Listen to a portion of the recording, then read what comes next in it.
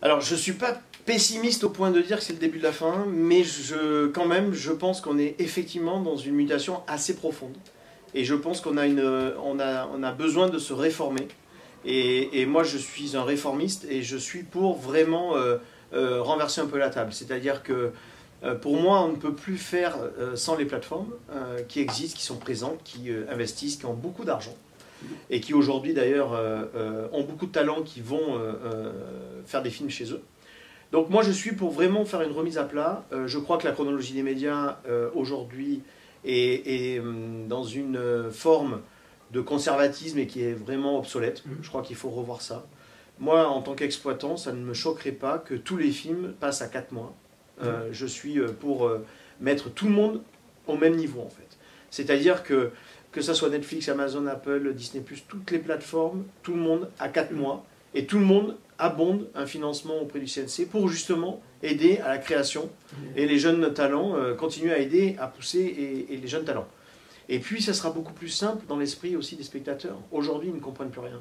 Ils voient une affiche de Netflix sur les partenaires, les affiches de co, et donc ils viennent nous voir en disant on voudrait voir le film. Donc il y a aujourd'hui, ça brouille les pistes, il y a aujourd'hui une communication qui est assez désastreuse pour le spectateur, qui ne s'y retrouve plus, et qui a été perdue avec les 7 mois de fermeture du cinéma, et il y a eu la place et donc de nouvelles habitudes. Donc je pense effectivement, pour revenir au début de la question, je crois qu'on est dans une vraie mutation, et qu'on est dans un vrai changement, un changement profond. Oui, c'est vrai qu'il y a une accélération, c'est-à-dire que 80% des entrées d'un film se feront sur les 2 premières semaines. Bon. Une fois qu'on a dit ça, c'est vrai qu'il y a derrière un déchet monstrueux. Donc 4 mois, ça me semble raisonnable. On pourrait même passer à 3 mois sur certains films qui font moins de 50 000 entrées, par exemple. Après, on est aussi sur un nombre de films important. On a 15 films tous les mercredis, il faut faire un choix de programmation. Voilà. Donc toutes ces choses-là doivent être parlées, mais je pense qu'aujourd'hui, il y a un certain conservatisme de certains producteurs qui ont des filières, enfin, qui ont des proximités avec le CNC, qui savent comment monter des films, et je crois qu'aujourd'hui, on a besoin de remettre un peu tout ça à plat. Moi, personnellement, je pense que c'est des avantages, vraiment beaucoup d'avantages. C'est-à-dire qu'il y a un microcosme, on le voit un petit peu. On a vu les Césars qui sont un peu, ils ont un peu bougé. 50-50, on voit que les choses, ça évolue un peu, mais il y a quand même, je dirais, il y a une bulle d'intelligentsia parisienne qui est protégée, qui a des facilités de lecture de scénario, d'aide au scénario, d'aide à la production, et donc tout cela, ils ne veulent pas perdre un peu la poule aux œufs d'or. Donc ça serait vraiment une remise en question. Il y a aussi les distributeurs, certains qui sont très aidés avec le CNC, donc ça fragiliserait, et je pense que c'est la peur de l'inconnu. En fait, on sait ce qu'on a, on sait ce qu'on perd, on ne sait pas ce qu'on gagne. Donc voilà, il faut avoir l'audace et le courage de pouvoir se remettre en question, ce qui n'est pas forcément évident dans cette profession. D'ailleurs, moi, je me suis mis en retrait de toutes les réunions nationales parce que je ne suis pas d'accord avec ce conservatisme-là. Moi, je suis plutôt dans la réforme, il faut avancer. Aujourd'hui, le cinéma, malheureusement, commence à être perçu comme une espèce de vieille dame qui ne peut plus s'habiller de façon moderne. Donc voilà, il faut aussi séduire. On a besoin de reséduire. Et aujourd'hui, en étant autant conservateur, en étant autant protectionniste, on ne séduit plus du tout les spectateurs. Moi, je crois effectivement que dans l'ensemble de la chronologie de la création d'un film, je pense qu'on ne passe pas suffisamment de temps sur l'écriture. Pour moi, le scénario est un métier à part entière, et donc pour moi, on devrait laisser le temps et payer correctement les gens qui écrivent. C'est-à-dire que c'est la principale qualité d'un film, c'est quand même d'avoir une bonne écriture. Et donc, on ne passe pas suffisamment de temps sur l'écriture, et malheureusement, il y a des films qui se montent en 6 mois ou en 8 mois, qui sont là pour alimenter des catalogues. Et malheureusement, effectivement, en termes de qualité, on baisse un peu au niveau qualitatif. Et donc, je préfère qu'on ait plus de qualité et moins de quantité, mais qu'on arrive à sortir des films qui, au cinéma, puissent à la fois exister, mais aussi satisfaire un public qui, quand même, paye une place et qui doit venir pour voir un film qui le transporte. Oui, oui, c'est vrai. C'est vrai, tout ça c'est de l'audimat, tout ça c'est aussi de la publicité, tout ça c'est aussi concentré, c'est de la concentration. Et donc effectivement, je pense qu'il faut avoir l'audace de pouvoir proposer autre chose. On le voit, Arte propose de temps en temps des films de qualité un peu exigeants. Eh bien, on voit les résultats. Et les résultats sont formidables. 1 million, 2,5 millions, 2 millions de spectateurs qui regardent un film sur Arte. Bon, ben, je trouve que c'est plutôt encourageant et on devrait aller dans ce sens-là, effectivement. C'est pour ça aussi que beaucoup se tournent vers des plateformes, parce que les plateformes leur laissent du champ et les payent un peu plus. Donc, il y a vraiment, sur l'ensemble du secteur, il y a tellement de choses à bouger qu'effectivement, c'est une grande réforme, c'est une grande réflexion, mais c'est toujours pareil. Ne le faisons pas dans la précipitation pour juste mettre des rustines par-ci, par-là. Ça ne marchera pas, en fait. Si on veut mettre des rustines comme ça, eh bien, on n'aura pas un sujet de fond, on ne traitera pas le fond. Et donc, on aura toujours un problème qui reviendra. Et ça, c'est aussi un problème de gouvernance. C'est-à-dire que quand on change au CNC l'ensemble des directions, comment on peut avoir une ligne il faut avoir quand même une visibilité, il faut quand même se projeter. Et donc, lancer une ambition vraiment de cinéma et de redonner un macaron au cinéma. Parce que c'est dans la salle que commence à exister un film. Et donc, c'est quelque chose de très important. Ah ben, très très mal.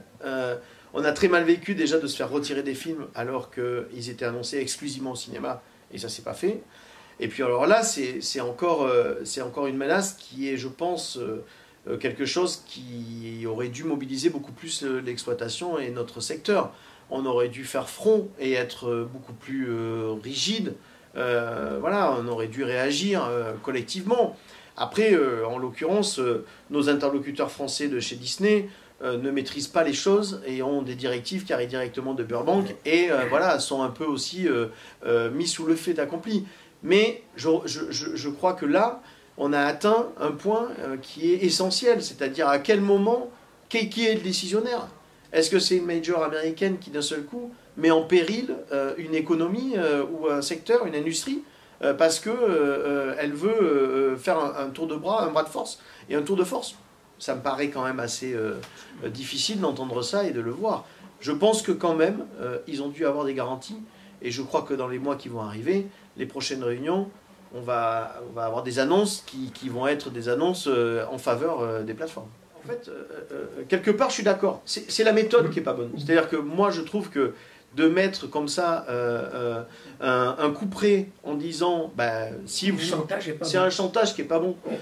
Moi je suis profondément d'accord avec ce qu'ils disent. Je suis d'accord que un Wakanda qui sort au cinéma 15 mois après sur Disney+, ça n'a pas de sens. Trouvons justement et c'est pour ça que pour moi au bout de 4 mois tout le monde pourrait et on laisse il faut aussi faire confiance au spectateur. C'est-à-dire, gardons l'intelligence du spectateur, ayons confiance en spectateur en disant, vous avez le choix, vous êtes des grands, et donc choisissez de voir le film dans les meilleures conditions pour vous. Eh bien, à partir de ce moment-là, une fois qu'ils auront fait le pas, à nous de redevenir désirables, d'avoir des bonnes salles, de faire un bon accueil, de faire des belles animations, et une fois qu'ils auront refait le chemin vers la salle de cinéma et qu'ils redécouvrent des films dans des bonnes conditions, et bien à partir de ce moment-là, ils auront le choix de dire je veux le voir sur grand écran et j'ai pas le temps d'attendre 4 mois, ou bien je choisis économiquement, parce que ça joue aussi, économiquement de dire j'attends 4 mois que ça passe sur une plateforme. Alors, ils ont fait un peu marche arrière, sur le day and date, ils ont fait un peu marche arrière les États-Unis parce qu'ils se sont rendus compte que quand même il y avait un vrai manque à gagner par rapport aux entrées massives du cinéma. Donc ils sont plutôt revenus à 45 jours, qui est quand même un peu la règle maintenant un petit peu aux États-Unis. Bon, 45 jours, ça serait pas possible quelque part aussi, soyons raisonnables. Mais entre 15 mois, 4 mois et 45 jours, bon, je pense qu'on peut quand même trouver, il y a des justes milieux à avoir. Et c'est vrai qu'on ne peut pas non plus gommer une histoire de la chronologie des médias qui nous protège quand même aussi, qui a été un garde-fou pendant un moment. Mais aujourd'hui, il faut absolument faire une réforme, il faut absolument revoir ça. Oui, et puis ils nous font confiance. C'est-à-dire qu'on crée... Alors, bon, nous, c'est particulier, on incarne beaucoup de choses dans le cinéma, on connaît bien nos spectateurs, on leur dit bonjour, on leur fait la bise, mais dans notre programme, on continue à avoir des programmes papier, on met des coups de cœur. Le coup de cœur de la directrice, le coup de cœur d'Arnaud, et on continue à faire ça de façon un peu artisanale. Et finalement, ils nous font confiance. Et donc ils disent, ah ben tiens, ils ont mis un coup de cœur, j'ai la curiosité de finalement aller voir. On a un médiateur culturel qui est Camille Dupuis, qui lui fait des petites pastilles d'avant-séance, qui donne 2 minutes un petit peu des ingrédients, qui traitent soit du réalisateur ou de la réalisatrice, ou alors du sujet, ou alors d'un lien qui peut être avec un autre film. Et donc ça nourrit un peu le spectateur, ça l'intrigue. Et puis on donne, en fait c'est comme les bonus en DVD, mais sauf qu'on est en salle, et on a l'impression d'apprendre quelque chose. Alors là il y a un vrai... en fait vous savez dans le métier, on a... Les producteurs, il y a différents métiers de producteurs. Les distributeurs, il y a différents métiers de distributeurs. Entre Disney, Memento, Le Pacte et Gaumont, c'est 3 métiers différents, 4 métiers différents. Ben, les exploitants, c'est pareil. Il y a Pathé Gaumont, il y a UGC, il y a des grands groupes, CGR, et puis il y a des exploitants indépendants comme moi, et il y a des salles municipales associatives où c'est des bénévoles, et c'est 4,50 la place. Jérôme Sédou l'a dit dans une interview, lui, économiquement, il n'est pas là pour rigoler, donc il y a 30% d'entrée en moins, eh bien, il faut qu'il garde 30% de chiffre d'affaires en plus. Donc, qu'est-ce qu'on fait? Eh bien, on remonte les prix. Et on fait de la premiumisation. Et donc, on met des écrans, des sièges très larges, voilà, où il y a un confort absolu. Alors, quand on va voir un film d'envergure comme Dune ou comme Avatar prochainement, effectivement, ça peut mériter de payer une fois un peu plus cher pour le voir dans des conditions optimales. Mais on n'a pas besoin de payer 20 € pour aller voir Asbestas ou La Nuit du 12. Et on prend aussi des émotions qui sont différentes. Mais moi, je suis contre ça. C'est-à-dire que jamais je ne ferai de salle premium. Parce que pour moi, le cinéma reste le loisir populaire, culturel, le plus accessible et il doit le rester. Et donc, à partir de là, ils ont fait leur choix. Ils ont augmenté leur place, 20-25 €. Où nous, on reste à un prix moyen à 6,60, 6,72. Donc, on a des cartes d'abonnement à 5 €, on continue à faire ce travail-là, mais je peux comprendre que les spectateurs qui doivent prendre leur voiture avec le prix de l'essence, qui entendent toute la journée qu'ils ne pourront plus se chauffer, ils ne pourront plus avoir de chauffage l'hiver, qu'il va y avoir des coupures d'électricité. Je peux comprendre, après sortie de pandémie de 2 ans, je peux comprendre qu'il y a quand même un certain repli sur soi, un recroquevillement, et que finalement la sortie du partage et de l'ensemble, eh bien c'est plus la priorité. Pour le coup, moi je suis conservateur sur l'idée du cinéma. Pour moi, le cinéma c'est une histoire, c'est un film que l'on voit sur l'écran. C'est pas de recevoir de l'eau, de recevoir du vent. Et puis, 4DX, pour moi, ça c'est le Futuroscope, c'est Disneyland, c'est parc d'Astérix. On va au parc d'attractions. Pour moi, le cinéma c'est pas un parc d'attractions. Pour moi, au cinéma, on vient, on s'assoit, on est dans une salle obscure. Pareil, les salles Ice, pour moi, c'est insoutenable. De aller au cinéma, de voir des lumières partout, des projecteurs dans les yeux, c'est pas possible. L'IMAX, c'est autre chose. L'IMAX, c'est pas le siège qui bouge, le 4DX, c'est la lumière qui projette. Non, l'IMAX, c'est une grandeur d'écran et une définition optimale. Donc, on joue sur l'image et le son. Pour moi, les évolutions, c'est l'image et le son. Vraiment.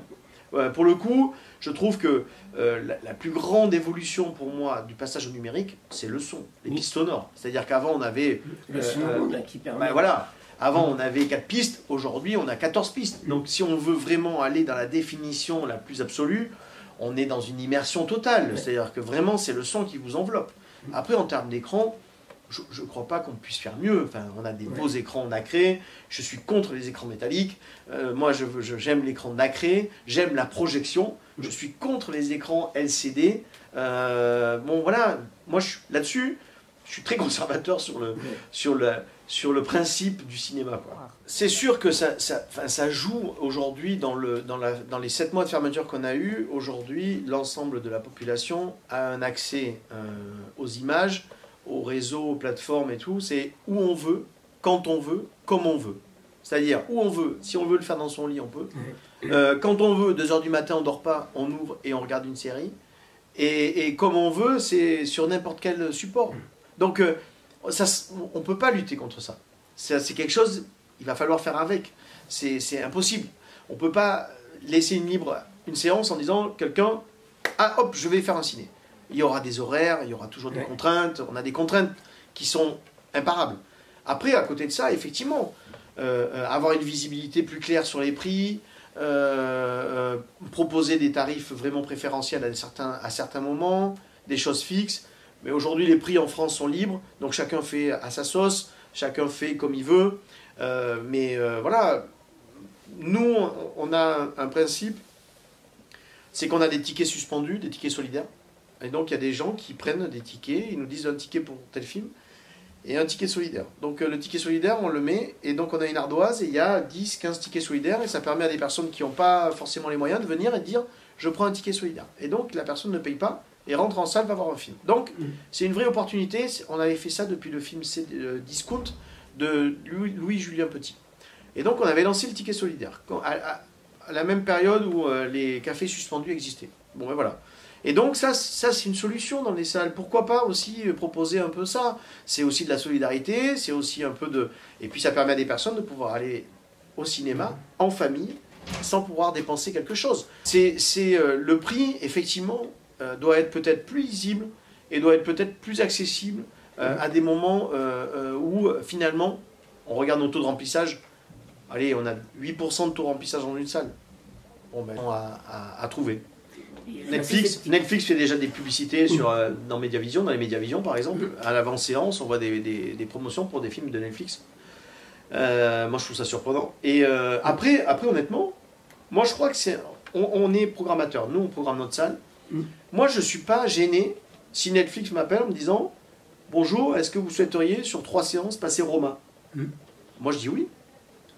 Moi, je dis oui parce que, encore une fois, le spectateur va voir le film dans les meilleures conditions, il va le voir sur le grand écran, et il va se dire « Ah oui, ben, la dernière fois, j'avais essayé de le regarder, j'ai tenu 20 minutes, au bout d'un moment, j'ai arrêté, ou 40 minutes. Là, je suis là dans la salle, je ne peux pas zapper, je ne peux pas faire autre chose. » Ça, c'est notre force aussi. C'est-à-dire que le penchant de la contrainte où on veut, quand on veut, comme on veut, c'est aussi de j'arrête, je vais faire un autre truc, je fais 4 choses en même temps, je m'éparpille finalement. Là, une fois qu'on est dans la salle, on bouge plus. Et là, on est vraiment actif. Et ça, par exemple, moi, passer des films de plateforme, aucun problème. C'est les exploitants qui aujourd'hui passent des films de Netflix, d'Amazon ou d'Apple lors des projets presse, ils les montent dans une salle de cinéma. C'est quand même particulier, c'est-à-dire que l'ensemble du public, enfin l'ensemble des personnes qui ont un abonnement sur la plateforme, le verra sur un écran. Petit, moyen ou grand, enfin pas grand comme une salle. Mais ceux qui vont parler du film l'auront vu dans les meilleures conditions. Donc là, il y a aussi un décalage. Soyons cohérents, c'est-à-dire soyons cohérents du début à la fin. Toute la presse qui sont invités pour voir un film dans une salle qui est un film Netflix, quand ils vont le voir, ils vont dire ils ont forcément été dans une immersion qui est différente que s'ils l'avaient vu en lien chez eux, même sur une télé ou un ordinateur. Et donc, je pense que c'est un peu faussé. Et ça nuit un peu aussi au public de dire ben ça c'est formidable, ben vous ne le verrez pas dans les mêmes conditions. Vous ne pouvez pas avoir la même approche en fait, c'est pas possible. Et même si chacun a des goûts, des goûts, les couleurs, mais là pour le coup il y a un vrai écart, il y a une vraie différence. Et ça pour moi c'est pas loyal quoi. Encore une fois, il y a des exploitants, c'est un peu l'appât du gain aussi, parce qu'ils sont payés, bon ben voilà, il y a aussi ça, le prestige, mais il faut quand même rester dans une ligne. On ne peut pas non plus dire je fais pas ça parce que ça m'arrange, mais de l'autre côté je fais ça parce que ça m'arrange aussi. Donc essayons d'être cohérents quoi. Et ce problème de cohérence, quand je dis que je suis réformiste, je pense qu'on est loin quand même de trouver un compromis assez généralisé quoi. Ça va être difficile. Honnêtement, moi je suis quand même assez pessimiste sur l'avenir de la salle de cinéma telle qu'elle est et sur le fait qu'on retrouve. Pour moi, je pense qu'on a perdu 20% durablement. C'est-à-dire qu'on a perdu 20% des spectateurs pour 4-5 ans s'il n'y a pas un vrai changement. On va en reprendre encore 5-6% peut-être. Alors il va y avoir des pics. Avatar, ça va être un gros pic. Mais c'est comme l'année dernière avec Spider-Man. En décembre, Spider-Man a été un énorme pic. Et donc c'est redescendu. Donc on a besoin d'avoir quelque chose sur la durée. Et on a besoin d'avoir de la cohérence, quoi. Moi, je vois les choses assez difficilement parce que je pense qu'il n'y aura pas de cohérence, il n'y aura pas d'union sacrée. Je crois que tout le monde tire un peu la couverture à soi. En revanche, je pense que l'État va mollir sur, sur le bras de fer avec les plateformes. Moi, je le vois vraiment comme ça. C'est-à-dire que... et c'est ce qui peut peut-être déclencher une vraie révolution. C'est le fait de céder beaucoup de choses aux plateformes. Et qui va forcément faire bouger les lignes. À un moment donné, ça va faire effet domino. Voilà. Donc moi, dans les 3 mois, je pense que la prochaine réunion de février pour la renégociation de la chronologie, ça va être épique.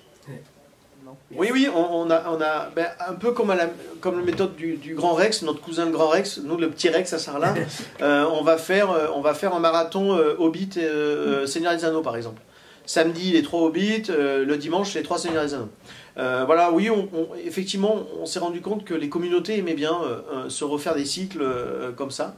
Donc on recommencera avec grand plaisir parce qu'il y a eu un enthousiasme fou pour Harry Potter. Ça avait été un superbe week-end. On avait fait beaucoup de belles animations. Et donc oui, effectivement, ben, je pense que ça fait vraiment partie aussi de la sortie, l'événement qui crée la sortie en fait, hein, qui disent ben là, ce week-end, il y a un truc vraiment sympa à vivre.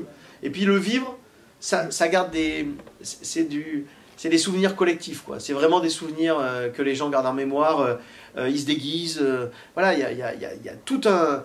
je pense que dans l'événement, les gens veulent se la donner en se déguisant, en mettant à fond, en étant vraiment... voilà, il y a une fanbase importante sur toutes ces choses-là. Donc oui, on continuera et puis on va essayer de le faire de façon régulière.